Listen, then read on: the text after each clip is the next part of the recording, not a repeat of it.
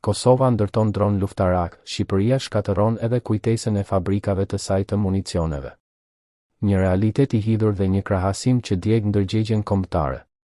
Nëse do t'i pyesje shqiptarët 30 vjet më parë se cili shtet do të kishte arritur të ndërtonte dron luftarak e të kishte fabrika municionesh, shumica do të kishin menduar pa hezitim për Shqipërinë.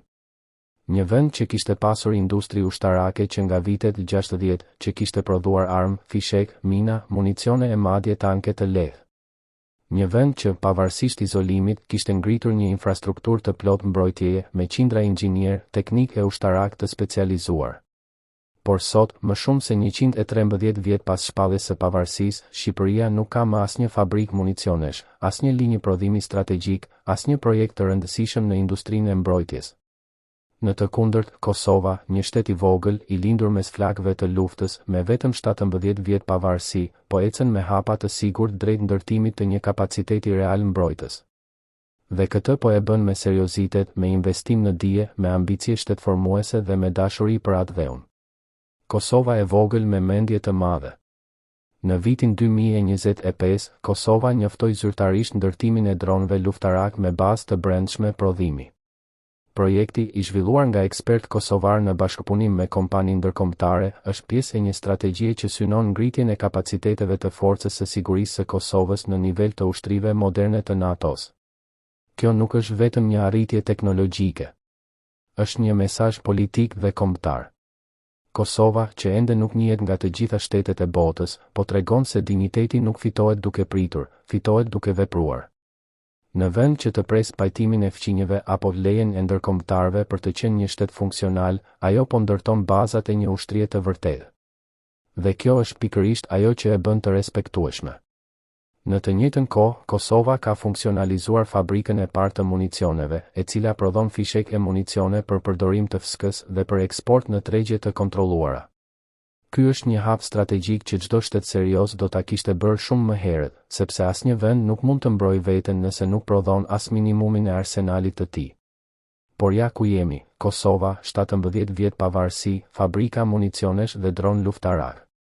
Shqipëria, 113 vjet pavarësi, asnjëra, as tjetra. Shqipëria, vendi që shkatërroi çdo gjë që trashëgoi.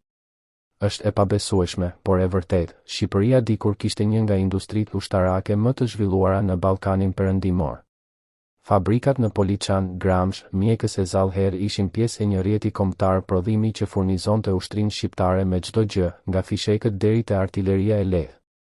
Pas viteve 90, me ardhjen e demokracisë dhe me valën e reformave, gjithçka u privatizua, u vodh ose u shkatërrua. Fabrikat u shpërbën, teknologjitë u shitën për skrap, ekspertët u lanë në harres. Një trashëgimi që kishte kërkuar dekada punë e investime u asgjësua brenda pak vitesh, me justifikimin absurd se nuk na duhen më armë, jemi vend i paqes. Por ndërkohë, fqinjet nuk ndaluan kurrë së ndërtuari dhe modernizuar ushtritë e tyre. Serbia investon miliarda në pajisje, dron dhe industri të mbrojtjes, ndërsa Greqia e rriti buxhetin ushtarak në nivele rekord. Vetëm Shqipëria vazhdon me iluzionin e paqes së përhershme dhe me varësinë totale nga NATO për çdo mbrojtje të kufirit të saj. Në vend që të ringrinte fabrikat e Poliçanit dhe Gramshit, qeveritë shqiptare i përdorën ato si vende për zhdukje korrupsioni, për tendera fiktiv dhe për eksperimente politike. Aty ku dikur punonin inxhinier të diplomuar në Bashkimin Sovjetik, sot ka bari e shkure.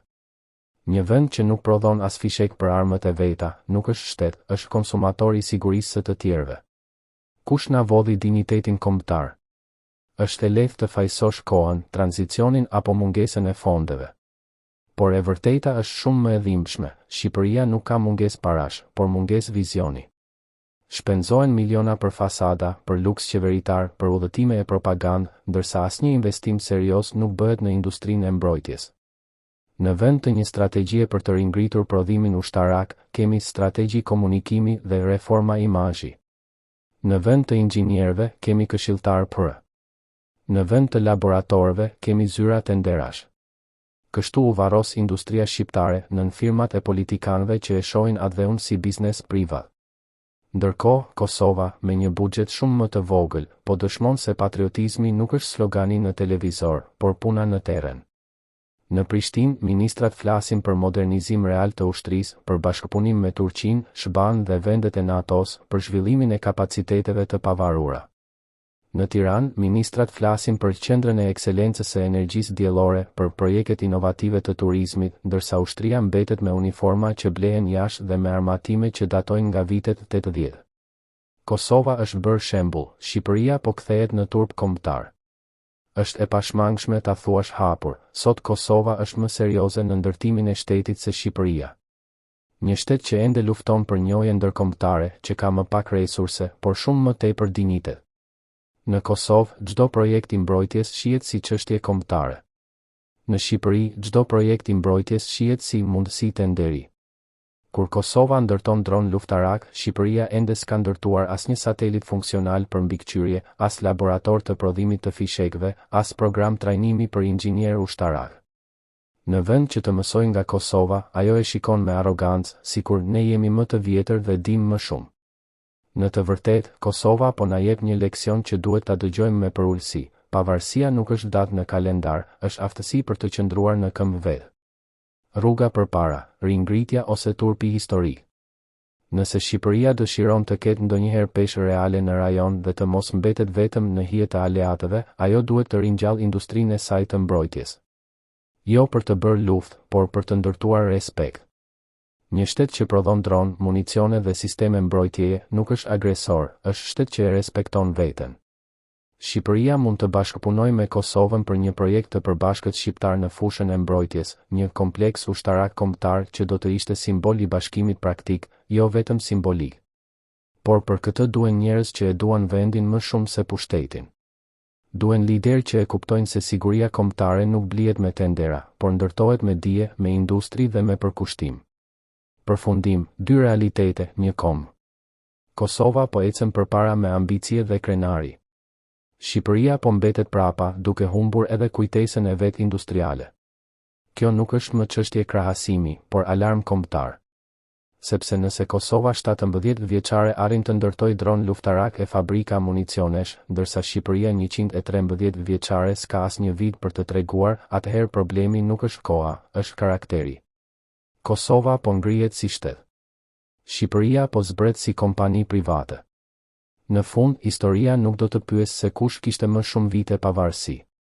Do të pyes kush bëri më shumë për atë dheun. Dhe sot, përgjigjja është e dhimbshme, Kosova po ndërton të ardhmen, Shqipëria po shet të kaluarën.